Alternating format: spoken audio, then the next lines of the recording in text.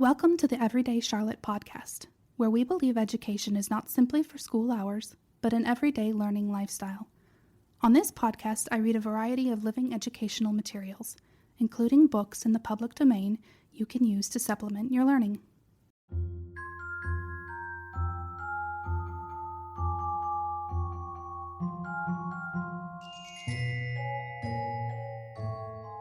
The Nutcracker and the Mouse King by E.T.A. Hoffman.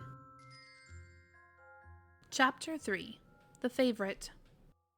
The truth is, Maria was unwilling to leave the table then, because she had discovered something upon it, which no one had yet remarked.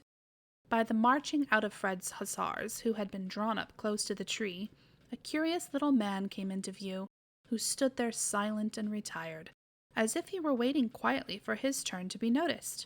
It must be confessed, a great deal could not be said in favor of the beauty of his figure, for not only was his rather broad, stout body out of all proportion to the little, slim legs that carried it, but his head was by far too large for either. A genteel dress went a great way to compensate for these defects, and led to the belief that he must be a man of taste and good breeding.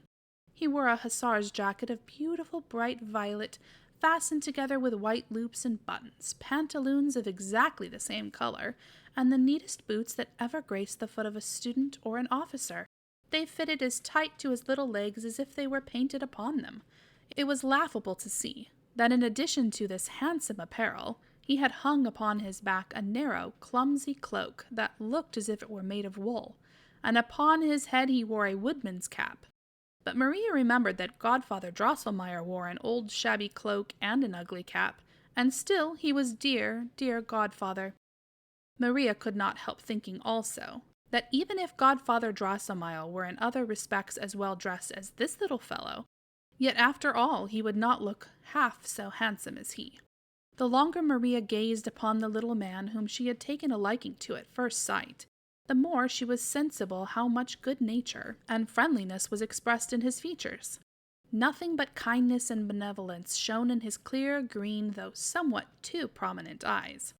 It was very becoming to the man that he wore about his chin a nicely trimmed beard of white cotton, for by this the sweet smile upon his deep red lips was rendered much more striking. "Ah, dear father!" exclaimed Maria at last. "To whom belongs that charming little man by the tree there?" "He shall work industriously for you all, dear child," said her father. "He can crack the hardest nuts with his teeth, and he belongs as well to Louise as to you and Fred."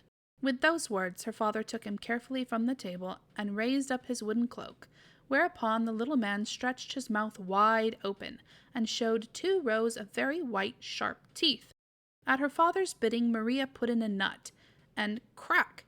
The man had bitten it in 2, so that the shell fell off, and Maria caught the sweet kernel in her hand.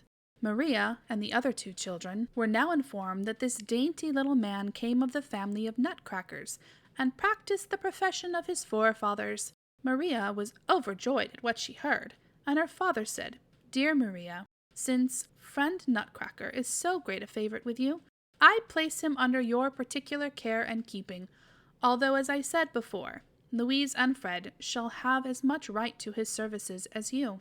Maria took him immediately in her arms and set him to cracking nuts, but she picked out the smallest, that the little fellow need not stretch his mouth open so wide, which in truth was not very becoming to him.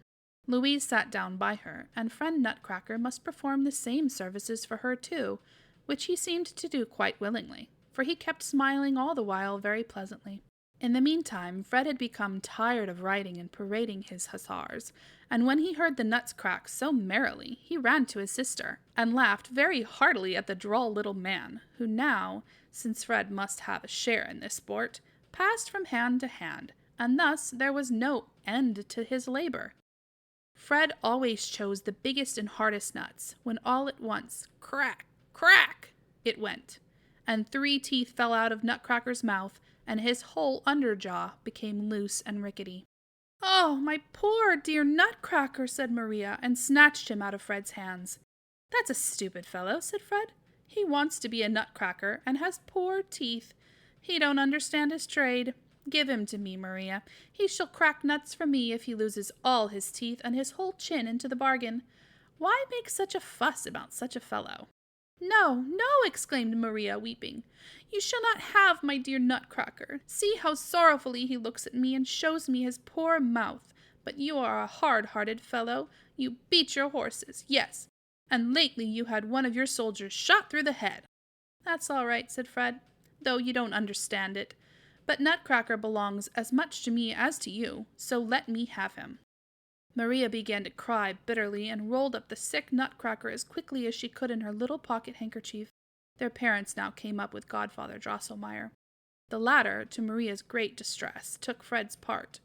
But their father said, "I have placed Nutcracker expressly under Maria's protection, and as I see that he is now greatly in need of it, I give her full authority over him, and no one must dispute it. Besides, I wonder at Fred, that he should require farther duty from one who has been maimed in the service.